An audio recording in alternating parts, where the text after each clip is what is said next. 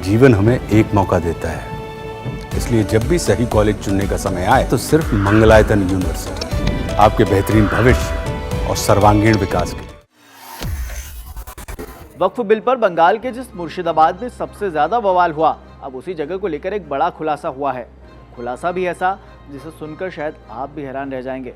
आंकड़े खंगाले गए तो पता लगा कि बंगाल के मुर्शिदाबाद जिले में वक्फ की करीब 4500 संपत्तियां हैं। सूत्रों ने बताया कि इसमें ज्यादातर हिस्सा खेती की जमीन का है। ये लगभग 1 लाख एकड़ के आसपास होगी। दावा यहाँ तक है कि स्थानीय स्तर पर कुछ प्रभावशाली लोग हैं जिन्होंने 550 से ज्यादा संपत्तियों पर कब्जा जमा लिया है। दरअसल संशोधित वक्फ अधिनियम को लेकर मुर्शिदाबाद में भयंकर हिंसा फैली हुई है। राज्य वक्फ बोर्ड के सदस्य और जिले के जंगीपुर से तृणमूल सांसद खलीलपुर रहमान ने कहा कि वक्फ संपत्ति पर अतिक्रमण हो रहा है। उन्होंने ये भी स्वीकार किया कि अतिक्रमण में तृणमूल कांग्रेस के कुछ लोगों की भी भूमिका है। साथ ही कहा कि राज्य सरकार और वक्फ बोर्ड अतिक्रमण हटाने की कोशिश कर रहा है। हिंसा के बीच तृणमूल कांग्रेस सांसद के बोल भी बिगड़ गए। दक्षिण 24 परगना जिले के मथुरापुर से टीएमसी सांसद बापी हल्दर ने कहा कि वक्फ संपत्ति की तरफ देखने पर आंखें निकाल लेंगे। उन्होंने हाथ पैर तोड़ने तक की धमकी दी। भाजपा और माकपा ने टीएमसी सांसद के बयान की कड़ी आलोचना की। दरअसल रविवार को तृणमूल ने वक्फ कानून के खिलाफ मथुरापुर के लालपुर में एक बैठक बुलाई थी। सांसद बापी हल्दर ने यहीं पर यह बयान दिया है। उधर इसी बीच मुर्शिदाबाद में ताज़ा हालात की बात करें तो प्रशासन ने इंटरनेट पर बैन को मुर्शिदाबाद के अलावा मालदा और बीरभूमि जिलों तक बढ़ा दिया है।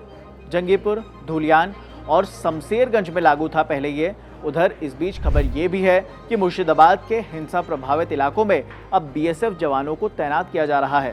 ताज़ा रिपोर्ट के मुताबिक अभी तक मुर्शिदाबाद से लगभग 500 परिवारों का पलायन किया गया है। सभी ने पड़ोसी जिले मालदा के एक स्कूल में अस्थायी राहत शिविर में शरण ली है। ये परिवार धुलियान और शमशेरगंज के रहने वाले हैं। बांग्लादेश सीमा से सटे मुर्शिदाबाद और मालदा जिले में बीएसएफ जवानों को अलर्ट कर दिया गया है ताकि ये सुनिश्चित किया जा सके कि बांग्लादेश के भूमिगत चरमपंथी समूह से जुड़े लोग भारतीय क्षेत्र में न घुस सके। उधर इस पूरे मामले पर सियासत भी खूब हो रही है।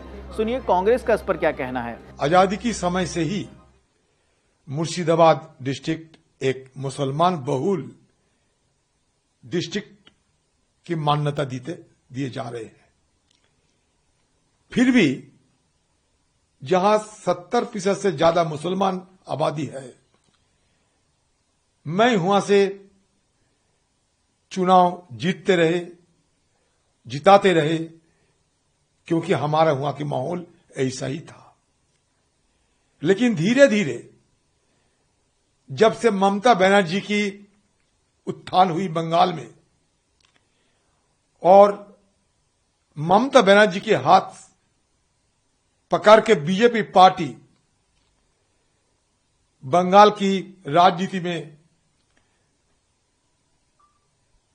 जब अपना दस्तक रखने की कोशिश की, तब से माहौल धीरे धीरे